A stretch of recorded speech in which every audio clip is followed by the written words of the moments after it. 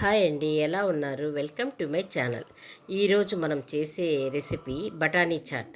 ఒక్కసారి తింటే మళ్ళీ మళ్ళీ మర్చిపోలేరు.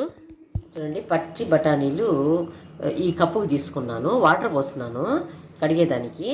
చూడండి, పచ్చి బఠానీలు కాబట్టి కుక్కర్లో వేస్తున్నాను.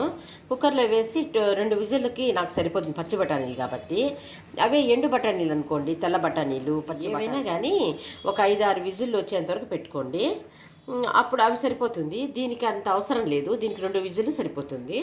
చూడండి, ఈ బఠానీలు మునిగేంత వరకు వాటర్ పోస్తున్నాను.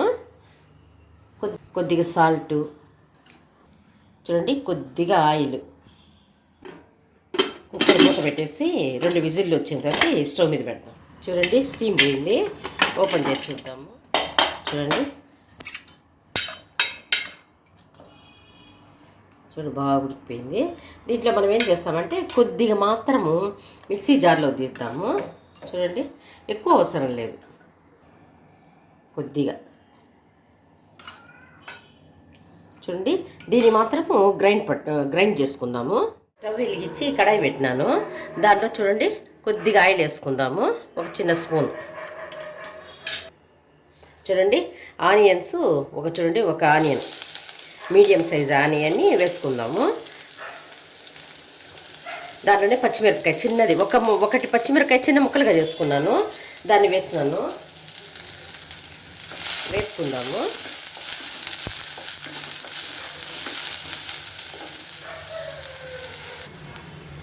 చూడండి, కొద్దిగా సాల్ట్ వేసుకుందాము.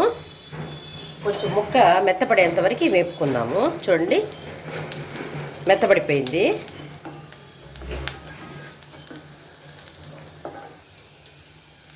ఇప్పుడు ఒక చిన్న టమాటాని ప్యూరీ చేసుకున్నాను, దాన్ని వేసేస్తాను దీంట్లో.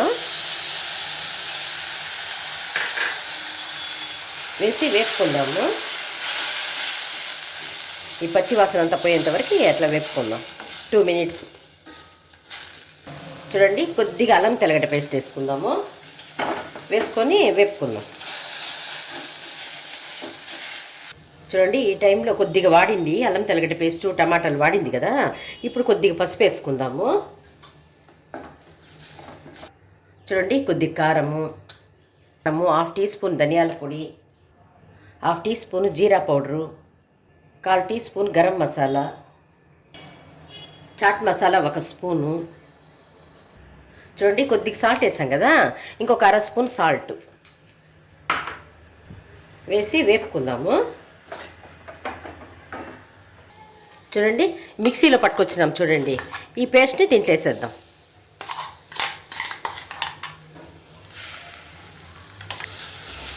దీన్ని బాగా వేపుకుందాము.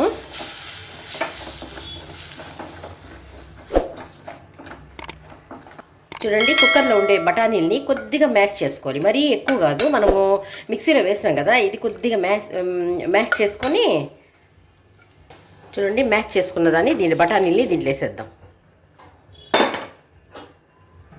చూడండి, మిక్సీ జార్లో కొద్దిగా 1 గ్లాస్ వాటర్ పోసుకొని దీంట్లో పోసేస్తాను.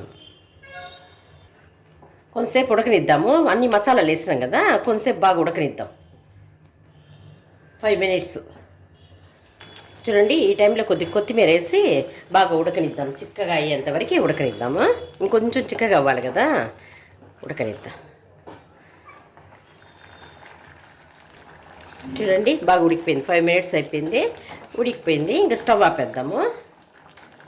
చూడండి, ఈ లిక్విడ్ టైప్లోనే ఉండాలన్నమాట, ఎందుకంటే చల్లారిపోతే గట్టిగా అయిపోతుంది.